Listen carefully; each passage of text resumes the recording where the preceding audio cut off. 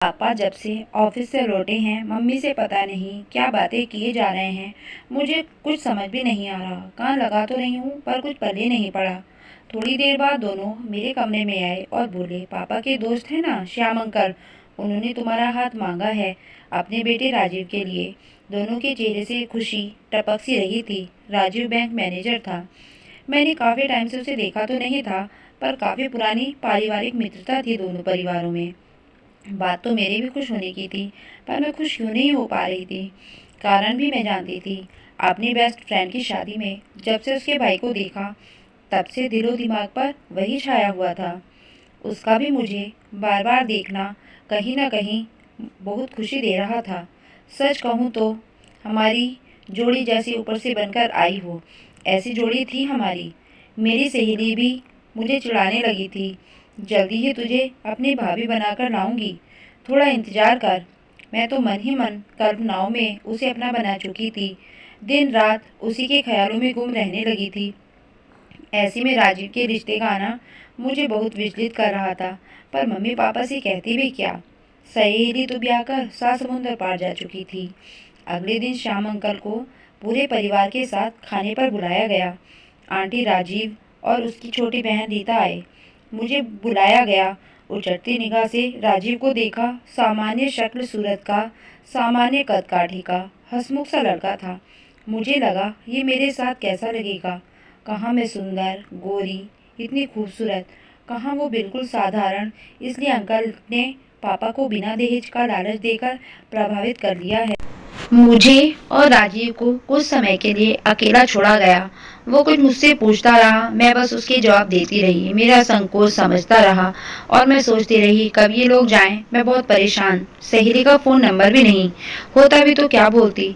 वक्त निकलने लगा, शादी की तैयारियां होने लगी और मैं राजीव की दुल्हन बनकर उसके घर आ गई। सभी मुझे बहुत प्यार करते, पर अभी भी राजीव की अपनी सहेली के भाई से बराबरी करती और उसे हर बात में नीचा ही पाती। पर वो खुशी खुशी मेरे नखरे, चिड़चिड़ाहट भी हंसकर बर्दाश्त कर लेता। हम मुंबई आ गए, जहाँ राजीव की पोस्टिंग थी। राजीव ने बहुत प्यारा फ्लैट लिया था। सारी सुविधाएं से भरपूर घर था। मेड आकर घर का सारा काम कर जाती। मुझे कोई भी परेशानी नहीं थी। हर वीकेंड में हम घूमने, शॉपिंग के लिए जाते। ऊपर से तो मैं खुश रहने की एक्टिंग करती, पर अंदर से मैं खुश होकर भी पूरी तरह खुश नहीं रह पाती। वक्त गुजरा और मैं 2 नन्हे शैतानों की माँ बन गई। अब दिनचर्या थोड़ी व्यस्त रहने लगी, पर राजीव अभी भी वैसा ही था। हर काम में मेरी मदद करता, हर ख्वाहिश पूरी करना।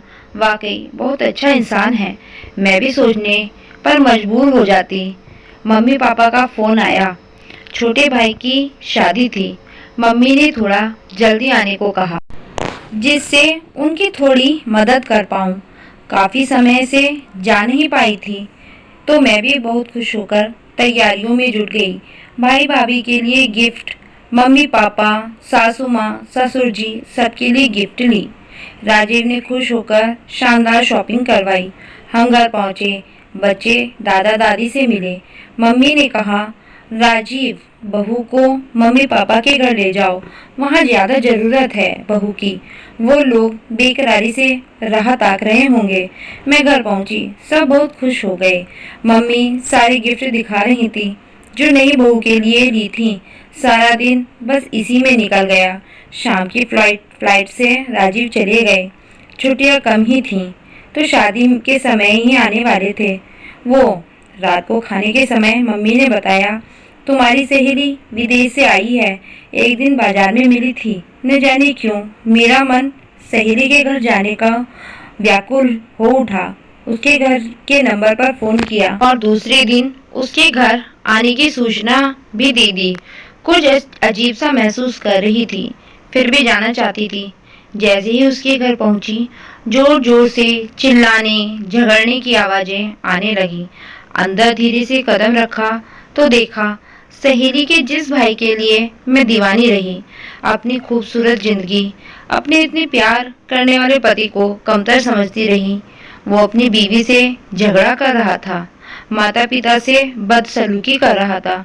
मुझे देखकर अर्थपूर्ण सी हंसी हंसा। ऊपर से नीचे देखने का इतना गंदा ढंग था कि वहाँ खड़ा रहना भी मेरे लिए दूभर हो गया। मैं उल्टे पांव अपने घर की तरफ भागी। मुझे अपनी किस्मत पर, अपने पति पर फक्र महसूस हो रहा था। सिर्फ लुक्स, स्मार्टनेस देखना ही काफी नहीं है।